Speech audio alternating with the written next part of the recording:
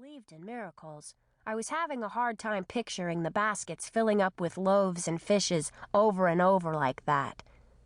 But then it occurred to me that if what you couldn't imagine could be true, maybe Grandma wouldn't know that I was about to fake salvation. So when Miss Wilda banged out the first chords of Just As I Am on the old black upright piano, with heart racing like a galloping horse, I squeezed past Grandma's knees and stepped out into the aisle. My taffeta dress, the color of a great popsicle, rustled applause as I slowly made my way up to the altar. When I passed Jehu's pew, I paused, tucked a curl behind my ear, and glanced over at him with what I hoped was a beatific smile.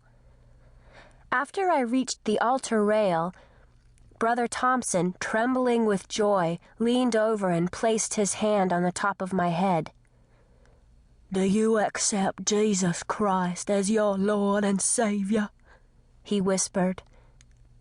His voice was filled with such happiness I thought he might burst out laughing, and quickly I answered, "Uh-huh, yes, sir." I had been rehearsing this scene all summer on Saturdays, which was the day Grandma and I cleaned the church. Grandma had taken the job, refusing payment for her labors, avowing that menial tasks would keep us humble. She assured me that the reward of serving the Lord was compensation enough. I didn't want the Lord's rewards. I wanted cash to purchase a Madras blouse and a wraparound skirt. But Grandma had refused even the paltry sum that Brother Thompson offered her from the collection of coins and bills that piled up in the silver pie plate we passed around every time the church doors opened. After I finished my Saturday chores of dusting pews and straightening the songbooks, I enacted all the roles in the play I had written, entitled Layla J. Gets Saved and Wins a Young Boy's Heart. I pounded out hymns on the piano, switching my singing voice from soprano to alto, harmonizing with myself as perfectly as an entire choir inside my head. In the role of preacher, I gripped the lectern until sweat stung my eyes as I shouted out for the sinners to come down and be saved. I had also rehearsed the heroine's part I was playing now, that of repentant sinner tearfully asking for forgiveness. I was ready to testify, to admit to any and all sins. For what would it matter, the past? But before I could blurt out a single sin, Brother Thompson raised his hands and gave the benediction. My moment was over in less time than it took to close a hymnal. I stood beside the preacher, filled with disappointment as I accepted the first congratulatory hand, which belonged to old Mr. Stokes. "Bless you, child," he said, spraying small droplets of saliva on my new taffeta bodice, which I had stuffed with a pair of socks for Jehu Albright's perusal. Then came the others, Mr. Felder, Mr. and Mrs. Frank Utley, Doris Fay Wiggins, Joan Gale Martin, Mary Lynn Sutter, and Johnny Moore Jr. They shuffled past me with blessings and smiles, and suddenly, there he was, standing right in front of me. Blonde crew cut, pomaded with grease, rabbit-sized front teeth, a good strong jaw, my ideal. "Congratulations, Layla J.," Jehu mumbled. "You staying for dinner on the ground?" "Thank you. Yes, I am," I whispered in the reverent tone I had practiced. And then he was gone, and Mrs. Gabe Tucker was swinging her oversized purse into my stomach as she stretched out her fat fingers to pinch my arm. "Welcome, child. You're safe in the Lord's hands now."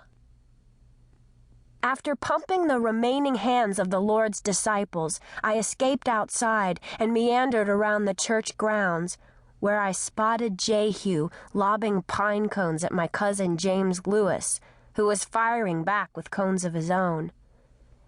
I have hated James Lewis for as long as I can remember. He is meaner than a starving bulldog, but around grown-ups, he acts like a poodle puppy, all fuzzy and soft and eager to please. Like all older women, my grandma loves him. This is how I came to know that women can be easily fooled by men. And since learning this fact, have resolved to never, never be taken in by anyone of the opposite sex. I do not fear this happening with Jehu Albright. I will never believe that he is capable of the kind of duplicity my cousin James Lewis demonstrates. When Brother Thompson called for quiet so he could get another prayer going, I walked over to the folding tables set up between two oak trees that served as boundaries for the little kids. Waiting for us to assemble and quiet down, he stood at the head of the table, holding up both hands like he was signaling a touchdown for the Zebulon Cougars. Jehu was standing to my left, with his head bowed and his hands crossed over a pine cone behind his back. Although delirious with happiness over my conversion, Grandma frowned when I fished around in one of the fried chicken platters for the piece that held the pulley bone.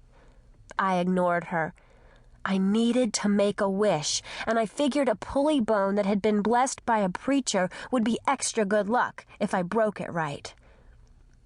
Jehu was already going back for seconds when I took my plate over to the brick steps that led to the back of the church.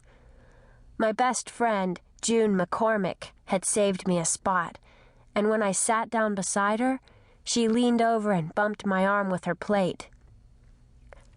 "How come you decided to get saved today?" I bit off a piece of crunchy chicken. "Got filled up with the Spirit." "You did not." "Did so?" June patted her teased wheat-colored bubble hairdo that Mama said made her face look fat. "Well, I don't believe you. You just wanted to parade up to the altar to show off your new dress, I'll bet." Better to let her think vanity rather than seduction. "Well, okay, but I was planning on getting saved sometime soon anyway," I said, holding up my pinky. "Secret pledge?" June licked the fried chicken grease from her fingers and wrapped her little finger around mine. "Sure, I won't tell anyone. I'm your friend. You wouldn't tell on me." Thinking that a subtle hint of blackmail was good insurance, I said, "No, I didn't tell anyone that you took a quarter out of the collection plate to buy nail polish that time." This prompted June to recite from memory all the new colors of polish sitting on her dresser, and after I offered my opinion that blue-based red polish rather than orange red went with green outfits, I broached the subject I was most anxious to talk about. "Grandma said Jehu Albright's family is joining Pisgah.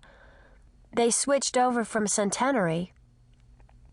"Yeah, I knew they were going to. My mother and his mother are in Beta Sigma Phi together. I think he's cool. Looks a little like Steve McQueen, doesn't he?" I held my breath, hoping June didn't have a crush on him too. She was far more popular than I, and could get boyfriends as easily as you could catch chicken pox. She glanced over to where Jehu sat with his back against an oak tree. "But he's got big teeth, and everybody knows crew cuts are passé." Breathing with a lighter heart, I tore the white meat away from the pulley bone and held it out to her. As we closed our eyes and pulled, I made my wish for Jehu Albright to love me, and got the short bone. After everyone had eaten all their stomachs could hold, they began to gather their empty bowls and say their goodbyes. As I walked to Grandma's old green Plymouth, I saw Jehu and his family driving away in their big white Chrysler Imperial, and vowed that someday I'd be cuddled up beside him on the back seat of that car. As soon as Grandma parked the Plymouth under the carport, I ran into the house to find Mama. She was sitting at the dining room table in her green satin.